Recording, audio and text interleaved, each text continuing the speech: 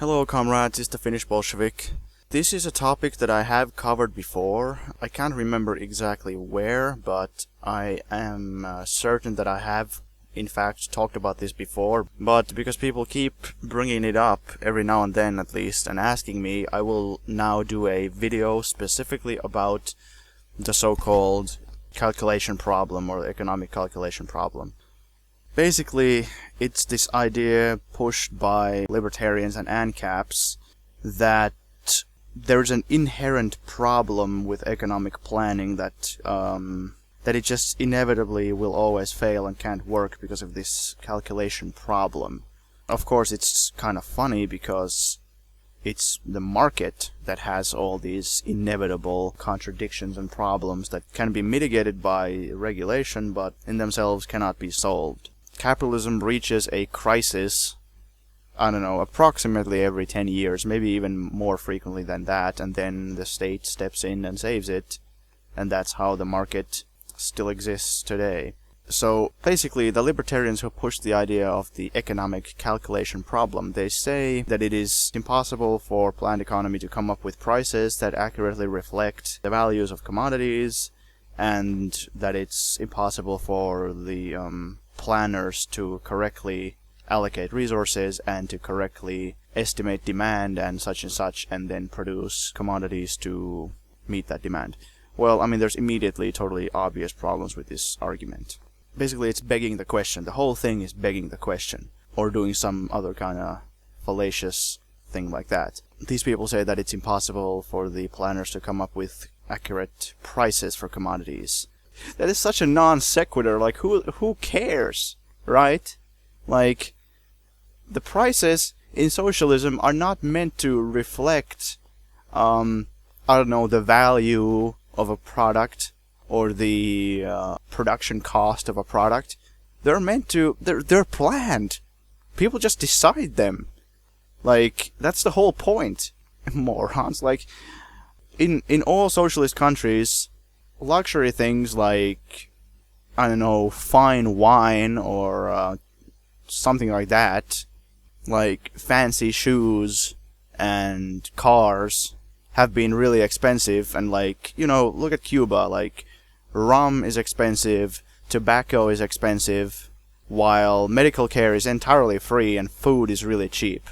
That's planned.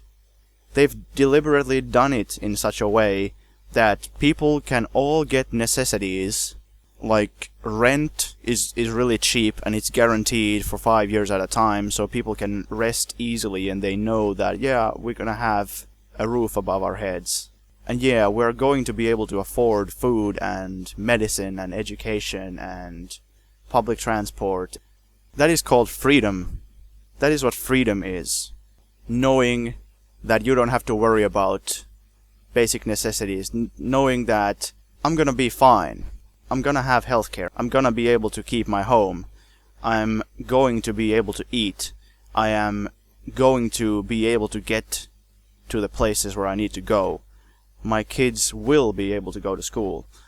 All those things, they're actual concrete rights and freedoms that people are offered in socialism. Concrete freedoms and concrete rights and concrete things that are available for people. We don't care about the price. Like, it's planned. It's not meant to reflect the accurate whatever, you know, market value of a commodity. That's never been the point. Nobody cares. Not to mention, according to these libertarians who usually subscribe to the subjective value theory, because they don't actually subscribe to the labor theory of value, they subscribe to a subjective value theory. So according to them, price is completely arbitrary. According to Marxism, in a market economy, not a planned one, but a market economy, prices are to a degree determined by the labor theory of value. Of course not entirely, because it's still a market, so there's supply and demand. The value comes from the labor theory of value. The price will fluctuate. But according to libertarians, who subscribe to a subjective value theory, they think that the price is just whatever people are willing to pay. That is the price. That is the accurate price that reflects the correct value and cost of a product. Like, you can have some small group of rich people like bid against each other and then like compete to be able to buy some rare art piece or something, and then that's going to be valued at a higher price than the entire like livelihood and necessities of millions of people. You think that's reasonable? You think that's rational? It's totally arbitrary. Like in subjective value theory, nothing in the real world matters. It's all just what's in a person's mind. Like, okay, I'm really thirsty, so I value water more. If I don't get water, I'll die. So therefore, you can get me to pay anything for water. Even though it's still the same water, the water is not any more valuable, the water is not any more expensive, but because I am subjectively more prone to wanting water right now, that somehow inflates the price. That's really insane and unreasonable to me. The second thing that these libertarians say, they say that planning cannot accurately meet demand with adequate supply. I mean, this is once again ironic because capitalism has an inevitable tendency for overproduction. So capitalism never meets the demand accurately. This is because of a number of factors, but mainly the big one, the thing that's mostly associated with capitalism, is that because it's a market, there's all these different producers who are trying to oust one another and trying to win in the competition. They're trying to grab a bigger share of the market. So let's say there's 100 consumers and then there's 3 companies. Now, hypothetically, if every company wants to get full monopoly, then they each produce 100 commodities and then try to sell them all. Now that makes 300 commodities versus 100 consumers. You see how there is an incredible amount of overproduction? Now, of course, it's not usually like that. It's more like, I don't know, Walmart might have like a 70% market share, whereas there's like maybe another company with a 30% or 20% market share, but they want to get like a 50% market share. Walmart probably wants to expand, but they at least want to keep their 70%. But, you know, in total, they're both producing more than the total demand. Also, there's the fact that capitalists, they want to increase productivity all the time. All the time, they want to increase productivity. But they don't want wages to increase. Marx predicted that the gap between the rich and the poor would increase. Now, people often forget this because in the first world, the working class and the middle class has received a relatively decent standard of living. People forget, though, that while wages have gone up somewhat, productivity has skyrocketed. So, in reality, what has happened is productivity has kept rising, but in comparison, wages have not. Wages have stagnated. The rich, they want to increase productivity and produce more things, but they don't want to pay more wages in relation to that. They want to keep the wages the same or even decrease them if possible, while productivity increases. And as that happens, like year after year after year, everyone keeps making more and more crap for people to buy, but wages are not increasing at the same rate. Therefore, buying power is not increasing at the same rate, and these things don't get sold. There's more supply than there's demand. Overproduction. What these libertarians usually think about when they think about planned economies is they might think of like the Gorbachev era Soviet Union or something, and the shortages, or even the shortages in like Venezuela or something, which is kind of funny because Venezuela is not a planned economy. But with the Soviet Union in its later period had a market socialist system, which is not really a planned economy. It's a revisionist, anti-Marxist system that I don't support. A more representative era of the Soviet Union would be the Stalin era. Okay, you might think, okay, this is unfair because according to you, the Stalin era was perfect and there was never any problems. No. This is a totally fair example. The Stalin era, when they clearly had a planned economy, they didn't have a market socialist economy, they had a planned economy. A socialist planned economy. Did they still have shortages? Yeah, they totally did. Why did they have shortages? In the 30s, they wanted to keep what was called a strict economy. That's what they called it, strict economy. Plans were to be followed with the strictest economy. What does that mean? It means that they put an immense amount of money, an incredible amount of money into buying machines from abroad, building massive factories, massive tractor plants, massive mines, massive industrial projects, massive power plants and things like that. While also heavily investing in agriculture, but not nearly as much as in industry. And also increasing consumer product production, but not nearly as much. Also, they increased military spending as well. So they pretty much increased spending in like almost every sector, but they also had to get the money somehow. Like, how do you get the money for all this new investment and all this stuff? Well, okay, you export raw materials, coal, flax, cotton, even food grain when it was possible, when they had good harvests and they had surplus. When famine hit Ukraine, they stopped like exporting because it wasn't viable anymore. They had no food to export. So they got the money from two sources: exporting raw materials and things, and from the internal consumer market. So they made foodstuffs. Like, this is also something people don't get about the Holodomor, so-called Holodomor. People think that the Soviet Union exported food to get money and then like starved its own citizens. That's nonsense. Like, if you look at the Stalin era economy, that's precisely untrue. They exported the surplus to get more money, but they actually relied more on the internal market than the foreign market, because countries had sanctions against them. Countries didn't necessarily even want to trade with them. The Soviet Union got more money from selling food to its own citizens than from selling food to other countries. Same with everything. Same with clothes, consumer products of all kinds. But how did they still have shortages? Especially during the war years and during the Industrial Revolution of the 30s. Not so much like post-World War II, though. In the post-war years, things went smoothly. They had like better living standards. They had enough things for everyone. But why in the 30s did they have scarcity, strict rationing, shortages?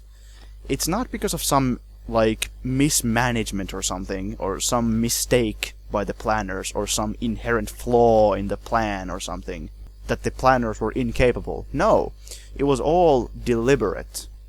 It was planned that way. They wanted to have strict economy. They wanted to allocate vast amounts of resources into industrial development, vast amounts of resources into agriculture, vast amounts of resources into military spending, and only, I don't remember the exact amount, but not nearly so much into consumer products. So of course, if you put all your money into these other things and you don't produce as many consumer products, of course you're gonna need to ration them. Like, yeah, sure, there was mismanagement, but mismanagement happens in every system. Libertarians, they think that capitalism is flawless because it doesn't require management, because it happens by itself. Well, that is a double-edged sword. It works well on its own, but also works really badly on its own. Like, capitalism would collapse if the state never interfered, because it doesn't really work long-term. Like, there are laws in capitalism which can be pointed to as, making it run by itself almost. Like, capitalism drives unsuccessful companies out of business because they can't survive anymore. But then again, it also has overproduction, it also is unstable, it also can't provide for people, all these things. How do these people think that capitalism functions? Like, these people working for corporations, they decide, okay, we think the amount of consumers that would be interested in this product is this. Now let's produce this amount of commodities and try to get them to buy them. And even when they can't sell all the things, so instead of like trying to create supply to meet demand, they're actually trying to create demand to meet supply. But in a socialist economy, I mean, it works in a similar way, in the sense that, yeah, the planners see, okay, this is the amount of demand, let's try to meet that with supply. Now, if you decide to not produce consumer products and instead like produce, I don't know, 1 million tons of nukes, then alright, you're gonna have a shortage. But that is a conscious choice. It's not some kind of crazy flaw in the system. It's just a choice. It's how you prioritize things. Instead of producing like vodka and women's shoes or something, let's industrialize the country. Infrastructure projects. Well, okay, now you might not have enough booze for everyone, because you didn't choose to make as much booze. But on the other hand, you got infrastructure. Now, you could do a really balanced approach, develop the country slowly, and produce enough consumer goods for everyone.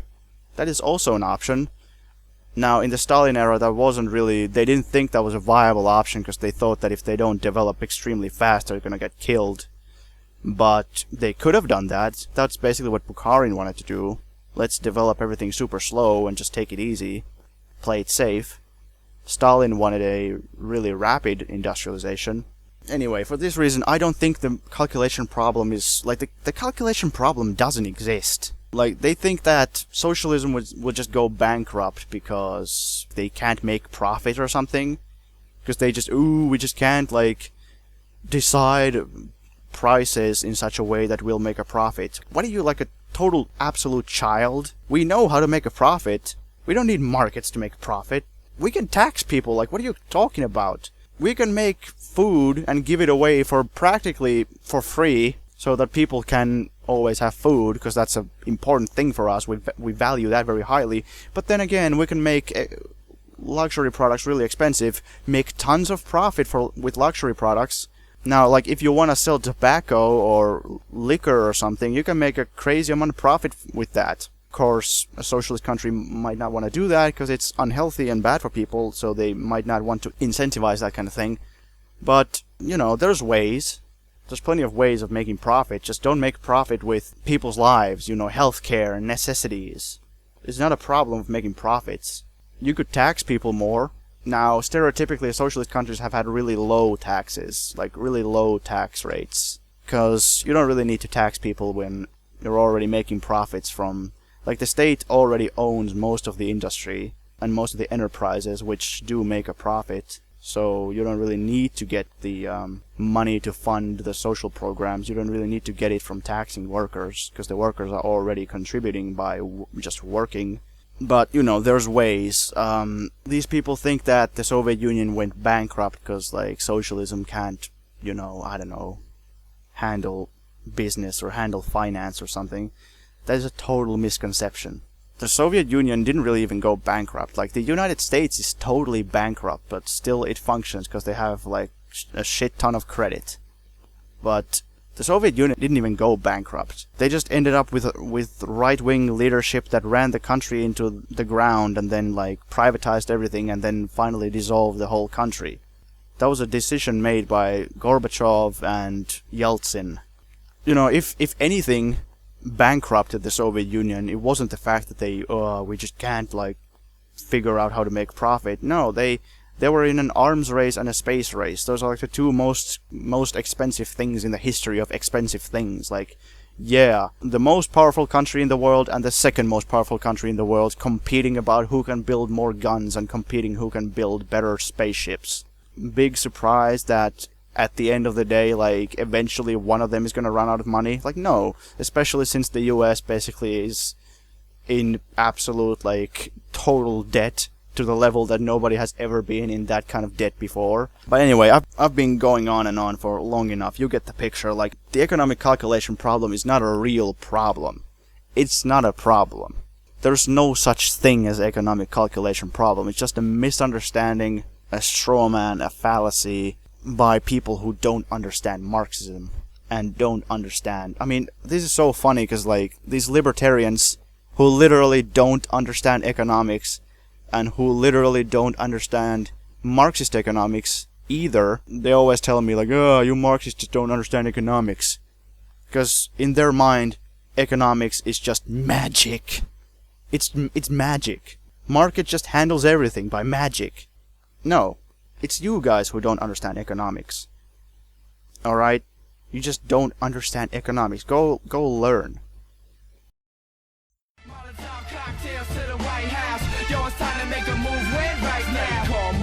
In the parks after dark by candlelight, getting spied on by